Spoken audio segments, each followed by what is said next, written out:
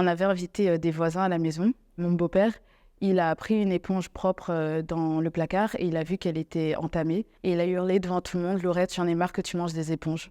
Ça m'a mise vraiment très très très mal. Je m'appelle Laurette et je suis atteinte du syndrome de Pica. Je crois que ça a commencé lorsque j'avais 14-15 ans, en tout cas quand j'étais au collège. J'étais dans la salle de bain et je voyais des éponges sur le bord de la baignoire et je me suis dit ça devrait être marrant de les remplir d'eau et ensuite d'aspirer toute l'eau qui est à l'intérieur. Et un jour, j'ai testé avec des éponges propres. Au fur et à mesure, j'ai commencé à les mâcher et au bout d'un moment, j'ai commencé à les avaler et c'est comme ça que j'ai commencé à manger des éponges. Quand ça a commencé, je mangeais une éponge sur une durée d'une semaine ou peut-être plus longtemps. Et au fur et à mesure que j'étais habituée, j'ai commencé à en manger de plus en plus souvent. Et mes parents, ils l'ont découvert, donc ils ont arrêté d'acheter des éponges. Ce qui fait que je me suis rabattue sur le papier toilette. J'ai commencé à prendre des petits carrés.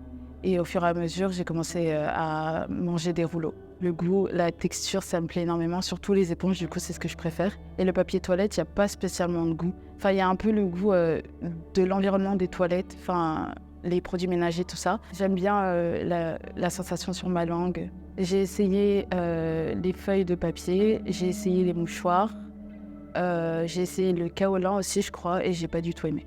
Quand je mange des éponges et du papier toilette, ça me fait du bien. Enfin, je m'en rends pas forcément compte, mais je sais que j'ai besoin de ça pour me réconforter, entre guillemets. Mais une fois que c'est terminé, que le moment il est passé, je culpabilise parce que je me dis que déjà, ça me fait du mal à moi, dans mon corps. Je me sens faible aussi d'avoir plongé. Et juste, j'ai peur, je me dis, je pense à ce que les gens pourraient dire et ça me met mal. En soi, c'est pas normal de manger des éponges. Du coup, j'ai tapé sur Internet « je mange des éponges » et j'ai vu des vidéos de femmes américaines qui en mangeaient. Et c'est comme ça que j'ai découvert le syndrome de Pica. Le syndrome de Pica, c'est un trouble du comportement alimentaire qui consiste à manger de façon durable, donc pendant plus d'un mois, des choses non nutritives comme des cheveux, des glaçons, des mouchoirs, enfin voilà. Le Pica, c'est pas une chose dont je parle vraiment facilement. Et en vrai, je suis assez gênée d'en parler. Il y a un petit nombre de personnes qui sont au courant, des gens dont je suis assez proche. Et j'en ai parlé à des psys, sauf qu'ils n'étaient pas forcément au courant de ce que c'était que cette maladie. Les causes du Pica, du coup, elles sont pas encore vraiment très connues parce que c'est une maladie assez controversée et mal comprise. J'ai vu plus tard sur Internet que c'était quand on était en manque de fer. Et j'ai des règles très abondantes, donc peut-être que ça a joué. Et j'ai aussi appris que quand on faisait de l'anxiété, des choses comme ça jouait. Et je fais de l'anxiété, donc il y a peut-être tout ça qui a joué. Moi, j'ai eu de la chance, elle m'a pas vraiment posé de problème de santé. Parfois, j'ai mal au ventre et parfois, je suis aussi constipée. Je sais que mon médecin, quand j'en avais parlé il y a quelques années, elle m'avait dit que ça risquait de bloquer mes reins, de manger des éponges. Et je connais une personne qui a mangé du papier de toilette, mais elle en mangeait vraiment à très grosse quantité. Et elle, par contre, elle a dû se faire opérer parce que son côlon s'est retrouvé emmêlé. Surtout si tu manges du verre, des choses comme ça, les complications elles peuvent être vraiment importantes. Je pense que oui, ça peut se soigner. C'est comme pour toutes les addictions.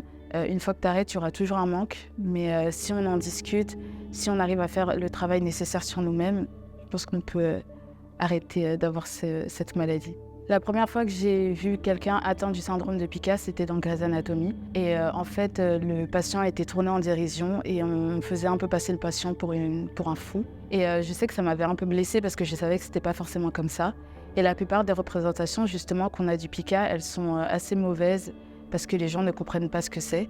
J'ai décidé d'en parler du coup sur mon compte TikTok parce que j'ai remarqué à quel point cette maladie était très peu connue. Et aussi parce que je me suis dit que je ne pouvais pas être la seule à être atteinte de ça. Donc je me suis dit, en vrai, si je crée ce compte, j'en parlerai, je rencontrerai d'autres personnes, je libérerai la parole et peut-être qu'avec un peu de chance, les psychiatres ou des choses comme ça se pencheront plus sur le sujet et aideront encore plus les personnes atteintes. Les conseils que j'aimerais donner aux gens qui sont atteints de ce syndrome, n'ayez pas honte, vous n'êtes pas seul.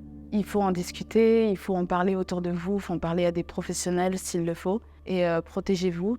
Et je suis sûre qu'on va tous en sortir.